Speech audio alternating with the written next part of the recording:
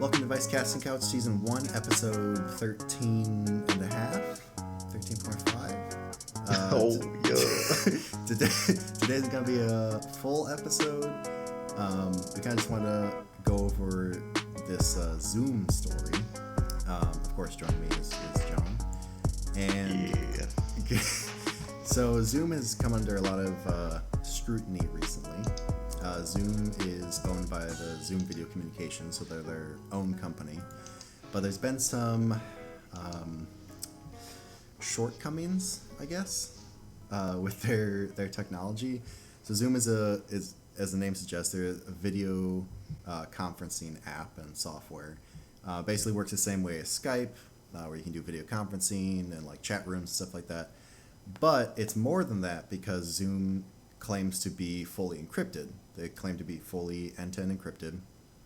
And with all the coronavirus and all that stuff going on now, their usership has gone way, way up. I think they went from 10 million users to 200 million, is what the Intercept.com is saying here.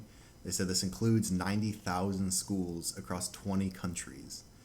And also a bunch of governments have also been spending millions of dollars to contract with Zoom so that they can use them exclusively. So there's just a whole bunch of people using this thing. But as more users started to join this and more governments started using it, they noticed some flaws with how Zoom operates. So Zoom basically, there's a waiting room for Zoom, the way that it works, and once the meeting starts, you then join the group and you can video conference and chat. Well, apparently the waiting room is not encrypted, and so anyone can join it as long as they have the ID, if you don't set up a password, and it's not encrypted, so if anyone intercepts that traffic, it can be just viewed in plain text, and it's not protected at all. Another issue that was brought up was that they claim to use 256-bit AES, which is currently one of the strongest encryption methods.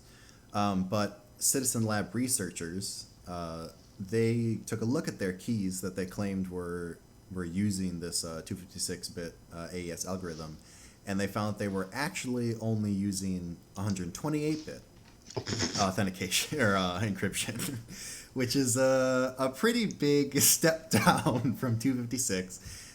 Even if you don't know anything about encryption, it's it's half of what the 256 is.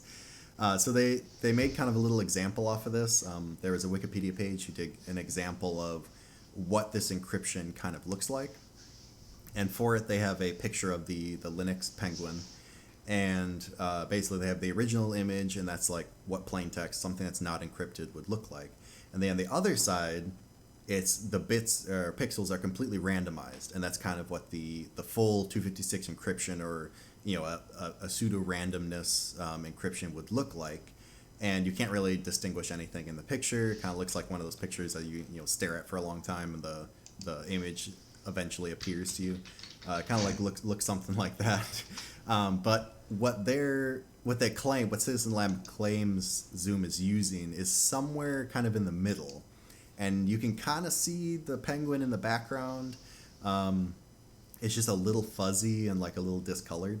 But basically, their point is that if there's enough like patterns through your encryption method, right, and it doesn't fully encrypt everything and create it just using like random bits and such, you can kind of piece together what's going on. So it's just kind of a poor encryption method. So it's kind of reminds me a lot of, once again, we bring up WhatsApp. I know we love doing that. It kind of reminds me of kind of a WhatsApp thing where they're not using a bad encryption method, but it's just implemented very poorly. Although obviously 128 encryption, when you claim to be using 256-bit, is a pretty big it's a pretty big issue. So there's been some other like smaller issues and stuff like that, just with the the mass onslaught of users that have started using Zoom, obviously that creates a whole other latency issues and server space and stuff like that. So Zoom has been putting forth some corrective moves towards this now that people have been bringing this up, especially with the millions of dollars that have been poured into Zoom over this. I mean, even the UK government is using Zoom for remote cabinet meetings. The US government is also using this. There's just a ton of people using this, so it's bringing to light a lot more issues that maybe Zoom wasn't aware of. Maybe they were, I don't know. But they have been putting out some patches and fixes to it. But it's still, from what I've seen, it's still a little shaky. But I think John has more to say about that as well. Just before I get into my Zoom related story, I just wanted to mention I think the main thing here, I haven't actually looked into the article you're talking about, but Mm-hmm. unless they implemented AES wrong, AES 128 is still very good Mm-hmm. encryption. I think the main thing is just a deception, saying that they're doing AES 256 when they're not. Correct. Yeah, and I mean, it is a good encryption, but it's not as good as 256, obviously. Yeah, 256 will take longer to crack, and A lot even longer. AES 128 will still take, I think, to like the heat death of the universe with current computing technology. Yeah, yeah. But I just wanted to make sure, I just want to make sure it's clear to anyone listening that AES 128 is still pretty good. Like, it's Correct. not Yeah, yeah. horrible. If I misrepresented that or whatever, I apologize. But yeah, 128 it's still good, but it's not as good as 256. And then the And fact that they lied about it. this is also correct, yes. And the way that they're implementing it, even though it is a decent encryption method, apparently it allows for some sort of patternization to be formed in the encryption method that they're using. It says in here that it's a homegrown encryption method. So again, kind of the same way with WhatsApp, just the way that they're implementing it Oh, okay. kind of breaks it down. So they're using a decent algorithm to encrypt all their stuff, but they're just not implementing it, I guess, fully or correctly. I'm not really sure. I couldn't Oh, find like an article that actually broke down what they're using. It just keeps on saying it's their own type of encryption method that they're using with the AES 128. If they've fixed that already, I don't know. I don't know if they've already moved to 256 or if they switched everything over. I'm not sure if they would want to do that now because it would probably involve taking some servers down. Yeah, it's kind of a cluster right now. well, my Zoom stories are particularly about Zoom on Windows computers because Zoom has multiple clients depending on what kind of device and or operating system you're using. But this one, according to a cybersecurity expert, underscore God mode. Um, I'm telling you, this is Twitter name. The Zoom video conferencing software for Windows is vulnerable to UNC path injection, a vulnerability which allows remote attackers to steal victims' Windows login credentials and even execute arbitrary commands on their system. Um, These attacks are possibly because Zoom allows Windows to remote UNC paths that can basically allows them to send like files and everything over Zoom. Oh, yeah, yeah. Okay. So this researcher Matthew Hickey, and was also demonstrated by Mohammed Bassett. They have a scenario that involves SMB relay, a technique, and it exploits the fact that Windows automatically exposes a user's login username and NTLM password hash to a remote SMB server when attempting to connect and download a file hosted on it. Oh, So okay. to steal the Windows login credentials of a targeted user, all an attacker needs to do is send a specially crafted URL to the victim via the chat interface, and once clicked, the attack would eventually allow the attacker-controlled SMB share to automatically capture the authentication data from Windows without the knowledge of the user. And so to be noted that these aren't in plain text, the NTLM hash is just a hash that Windows uses, but this is an extremely weak hash and could eventually be cracked using standard software available to everyone like Hashcat or John the Ripper. Gotcha. Okay. Um, So someone joins your Zoom room waiting room or what have you, and they basically are like, oh, here's this, check out this link here, guys. And because the rooms are not encrypted, and if you don't password protect them, anyone can join them. So you can have this random person that you think is a part of your work group send a random file and basically download everyone's like usernames and then reverse engineer their hash. Is that what you're saying? Yes, but Okay. from my understanding, you have to click on it. So like, Correct. Yeah. Yeah. Yeah. but once you click Still. on it, Windows will automatically try to authenticate, and then they capture your username and then your password hash. Okay. I mean, but still, if you're in a group with like 50 other people waiting Oh yeah, for a it's bound to meeting, happen. yeah, if you're waiting for a meeting to start, someone freaking brute forced your waiting room, code, or just social engineered and got it from someone else. They join, post this link, and they're like, "Oh, here's the new freaking spreadsheet that Bill posted on Tuesday," and then everyone clicks it, and boom, then you have everyone's freaking login. Yeah, so there's also a part two to this article. It's very interesting. It's this article can be found in the Hacker News. We'll put in the comments below. Mhm. But so besides just stealing the Windows credential, the flaw can also be exploited to launch a program already present on the targeted computer, or execute arbitrary Mm. commands to compromise it remotely. This was confirmed by Google security researcher Tavis or Mandy. I might be saying it wrong. That person demonstrated that how using the UNC path injection flaw in Zoom, it could be exploited to run a batch script without a prompt, and it could be containing malicious commands, which we'll call Windows default. It says default download directory. So it says the second attack scenario relies on the fact that browsers running on Windows operating system automatically save downloads in a default folder, which can be Okay. abused to first trick a user into downloading the batch script and then triggering it using the Zoom bug. So basically, To, it turns it into like a rat, basically. well, yeah, I wasn't done. Oh, It says to oh, exploit I'm this sorry. issue, an attacker must be aware of the Windows username for the targeted user. Hmm. But this can be obtained using the method we just talked about above. Yeah, So if you yeah, combine exactly. the two, and then there's another security researcher called Pwn SDX on Twitter. Apparently, has a method of hiding the malicious links to not look as suspicious Hmm. and look more convincing. But it's just interesting, like, you know, the reason we're covering these is because Zoom has popped into popularity. Like, I think market share has risen like 67% or something Hmm. like that.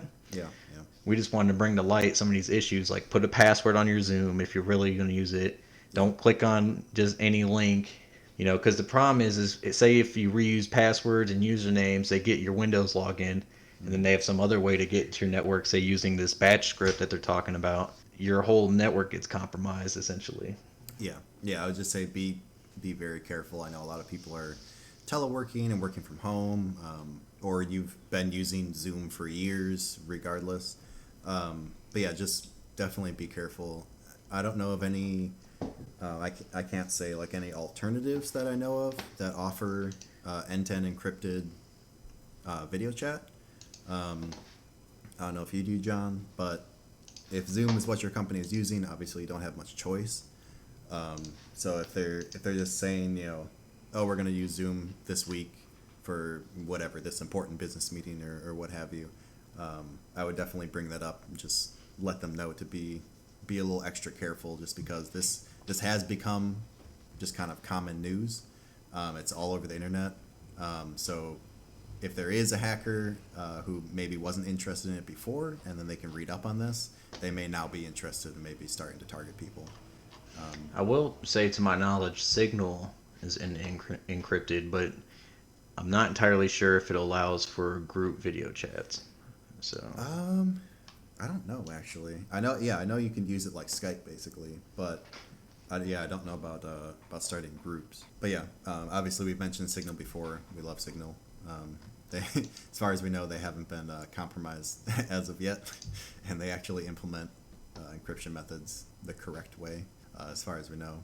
But another interesting thing that I found off of this is that so Zoom has strong ties to China. I mean, basically everything does nowadays. But um, they noticed that even when so if you're having a business meeting with like your branch in Beijing or whatever, um, normally like the encryption key server that you're gonna pull if you're on the U.S. side, you're going to pull the U.S. one, right? Because it's the closest one.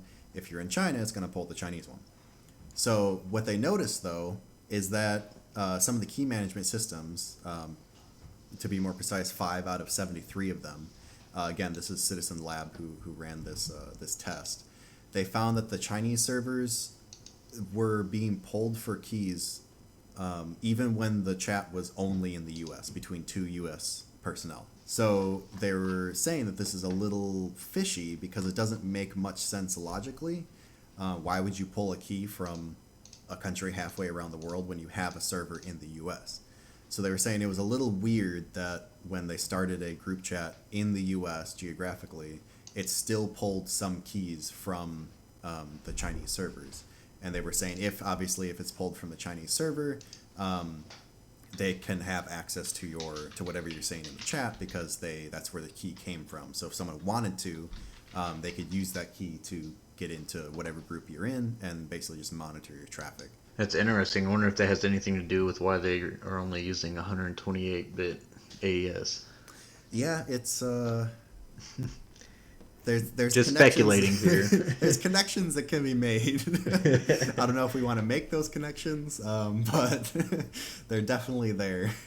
If I was more conspiracy minded, I might draw some lines. But yeah, but it is very interesting because normally you want your network to run the most efficient and effectively as it can, and pulling keys from a server halfway around the world when you have, over 60 of them that are located elsewhere doesn't seem to be the best call. Obviously, this may just be an oversight.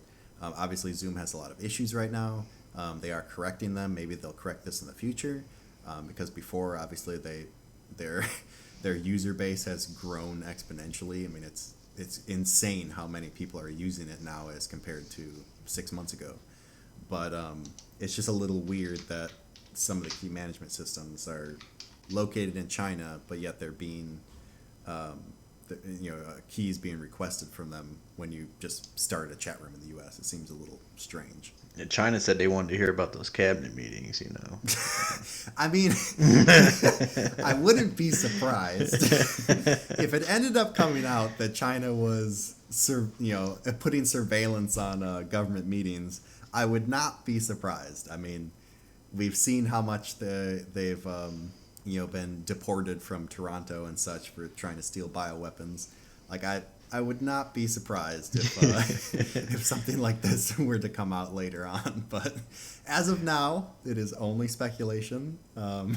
It's just a theory. It's just a line being drawn. But join us on Conspiracy Theory Mondays to hear about that. Yes, that because that podcast doesn't exist Yet. Yeah. Yeah, we just talk about China every time. I mean, honestly, there's enough to talk about that we could probably start another podcast. But as of now, that is not it's not a fact, but it is very interesting. And considering that's where Corona-chan started, so. Oh. Exactly. I actually saw this article, I think it was on Slashdot or something like that, where they were saying that apparently there's some groups that are insinuating that the virus did not start in a wet market in Wuhan. Oh, they're saying the U.S. Army brought it over. No. What, you haven't heard that one? No, I haven't. Oh, well, there was some war games happening in, Wuhan. Oh, really? And so a bunch of Army soldiers went over, they're doing their typical thing. Mm-hmm. And they say that these U.S. soldiers brought the coronavirus over there and were trying to blame it on the Chinese. Okay. This isn't China. This is just stuff circulating on Chinese social media from what I've read. But well, this one, the one that I read, said that I guess there's a chemical plant in Wuhan. Oh, with the Umbrella Corp logo? Yeah, there's some weird creepy chemical plant or something. I don't know if it actually is creepy, but that's the way it was portrayed. And they said that they just blamed the wet markets for this. They were actually researching some some sort of bioweapon that they extracted from freaking bat semen or what. I don't know what it was, but they said I don't remember what it was. No. But they said that they were like, oh, maybe this is where this came out of. Obviously, they put a footnote on the bottom saying that this is not backed up by any sort of actual agency or any sort of like facts or anything like that. This is purely speculation. But they're just saying that it's very convenient. Well, it's not convenient, but they're just saying that the story is very kind of shaky. If you look at it more in depth of, okay, yeah, wet markets have been around forever, and all of a sudden now just a virus springs out of it that like spreads around the world. Like that seems a little too convenient, I guess, or too easy.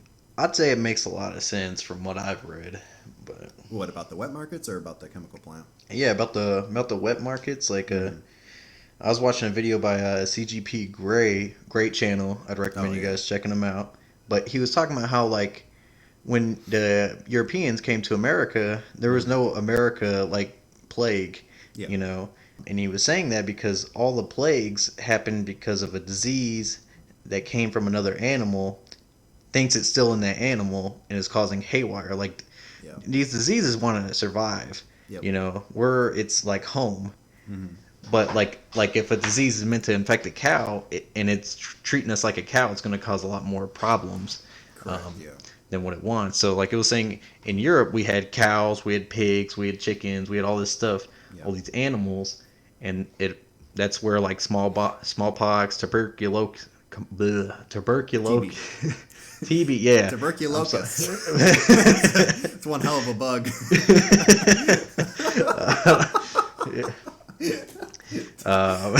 Continue. Tuberculosis. I'm going to use that one. I don't know why I couldn't speak there for a second. But anyway, it's saying all these diseases came from these animals, and that they were saying that wet markets, you know, say like you have all these animals and they're in cages and they're just stacked on top of each other. So say you have a bat and a chicken and all this. So like a bat, all the fluids go from one cage to another, and then it can cross to other species. And then because we're eating all the food, well, not me, but you know the Chinese are eating all these food, it can cross over to humans as well. Yeah, I mean it makes sense. And again, as I said, that other story, it's not actually backed up by anything. Yeah. It's purely speculation. But yeah, I have no problem with the wet market theory of what China is saying. Again, I would not be surprised if they were trying to cover something up, but as of now, I don't see any reason not to believe them. There's a bunch of news agencies who went out there when this first started, before all the travel bans and the stock market crashes. But they went out there and they were videoing a bunch of these wet markets, and yeah, they're pretty gross. Like they don't really take care of the animals after they get caged up. Their only like goal at that point is just to sell them as quickly as possible. So they're just kind of stacked up on each other. The places are kind of dirty. It's not too far fetched to assume that this is actually where it did come from, because it's kind of nasty. So it kind of makes sense. But anyway, it's just a theory, a tech theory. Yeah, thanks for watching Conspiracy Theory Mondays. Come back next week. This is not Conspiracy Theory Mondays. This is still the Vicecast. If you like our speculation, let us know in the comments below. Maybe we will. Yeah, if anyone else has heard any different theories, I'm sure there's dozens of other theories out there, but I would love to hear them because even though I don't really subscribe to a lot of conspiracy theories, I do enjoy hearing about them and listening to them. I listen to a few podcasts that go over like conspiracy theories and stuff, and it's just interesting to think about something in a different light. Something that one story may have been told your whole life, and then someone's like, "Oh, what if?" And you're like, "Oh, that's pretty interesting." So, but yeah, this is just kind of a little shorter episode, and not even an episode. We just kind of wanted to make a little thing with a PSA about Zoom. And just kind of, I don't know, shoot the shit, I guess. I don't know. I don't know what you would call this, but Talk about our conspiracy theory Monday videos. There is no podcast on Mondays for conspiracy theories. Let me have this. Okay, yeah. Join us Monday for conspiracy theories. But anyway, we just want to make this a little, this little snippet, this little tech tidbit. Yeah, a little episode. Yeah, a Little podcast guy. Yeah, a little podcast. So anyway, before we get too stupid on here, we'll probably end this one here. But yeah, I hope you enjoyed, and have a great day. Stay safe.